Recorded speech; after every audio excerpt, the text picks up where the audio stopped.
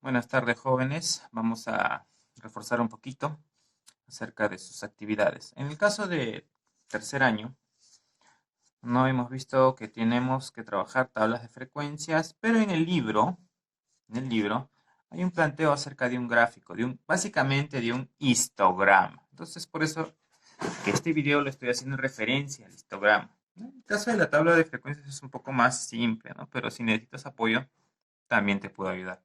A ver, vamos a analizar. ¿Qué cosa es un histograma? Si te observas, esto es similar a un gráfico de barras, ¿no? Hay barritas, es parecido con la diferencia que todas están juntas.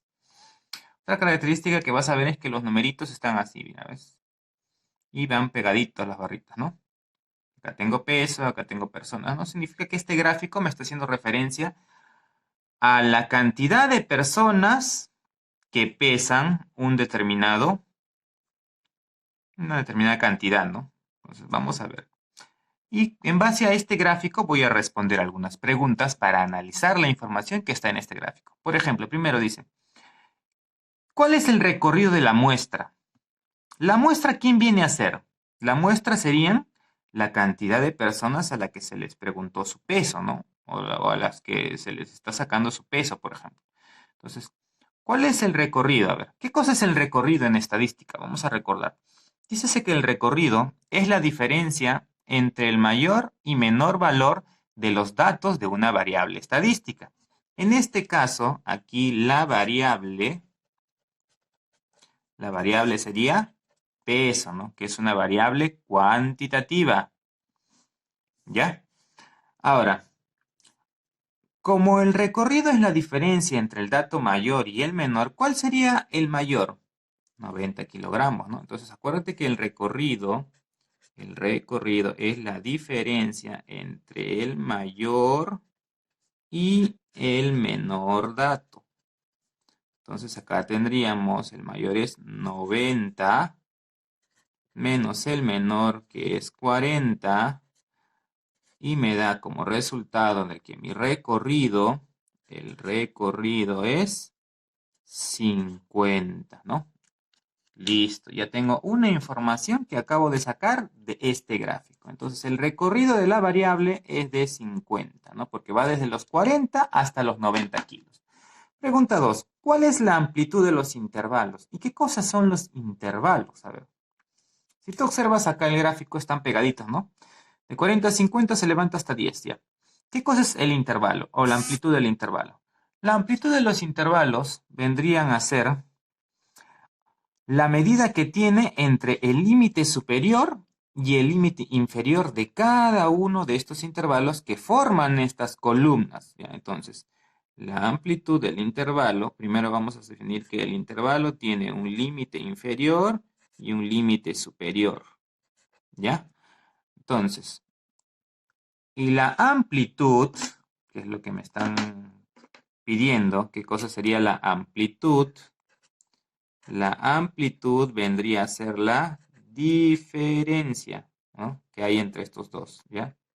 La amplitud es la diferencia, también llamada distancia.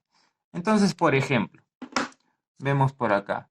Si nosotros tuviéramos, ¿no? Vamos a coger este de acá, el primero. ¿Cuál sería mi límite inferior de este intervalo, por ejemplo? El límite inferior sería 40, que es el más pequeño, y el superior sería 50, ¿no? Listo. Ahora, pero ¿cuál es la diferencia entre estos dos valores? La diferencia que hay entre estos dos valores, su diferencia es 10. Y ese 10 es la amplitud del intervalo. Entonces, acá tendríamos la amplitud. Entonces, a mí me dicen amplitud del intervalo igual a 10. ¿Por qué? Porque hay 10 unidades. Y en todos hay 10, mira. De 50 a 60 hay 10, de 70 a 70 también hay 10, de 70 a 80 también hay 10, de 80 a 90 también hay 10. ¿Ya? Listo. Pregunta 3. Dice, ¿cuántas personas fueron encuestadas? ¿Cómo obtengo yo la cantidad total de personas que fueron encuestadas? Fácilmente.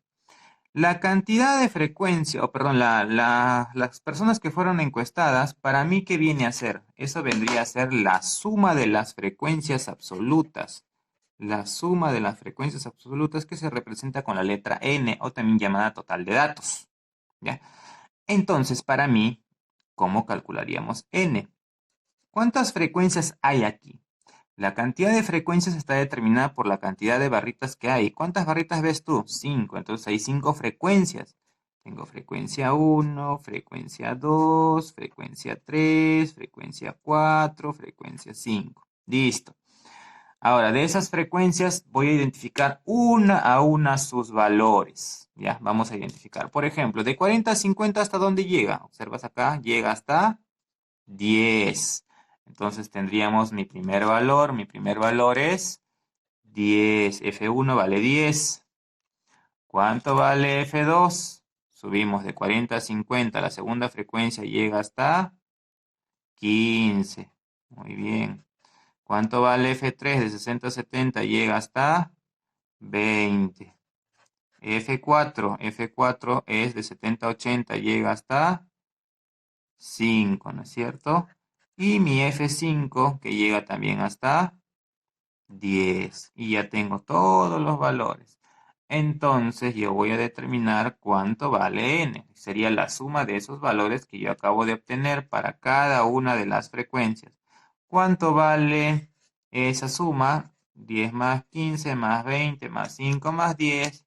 Ese resultado es 60. Entonces yo de este gráfico ya puedo decir que se encuestaron en total a 60 personas o se muestreó a 60 personas. Número 6. ¿Cuántas personas pesan por lo menos 60 kilos? ¿Qué significa que pesen por lo menos 60 kilos? ¿No? O sea, me están diciendo cuántas personas pesan al menos 60 kilos, ¿no? O más de 60 kilos, por ejemplo, ¿no? Pues una persona que pesa 70 estaría dentro de este rango, ¿no? Porque al decirme personas que pesan por lo menos 60, entonces estamos hablando que quiero personas que pesen de 60 a más kilos, ¿no? De 60 a más. Ese es el dato que yo quiero. Y ahora, si yo reviso aquí, ¿cuáles son las personas que pesan más de 60? Tenemos que ubicar esos intervalos o esas columnas.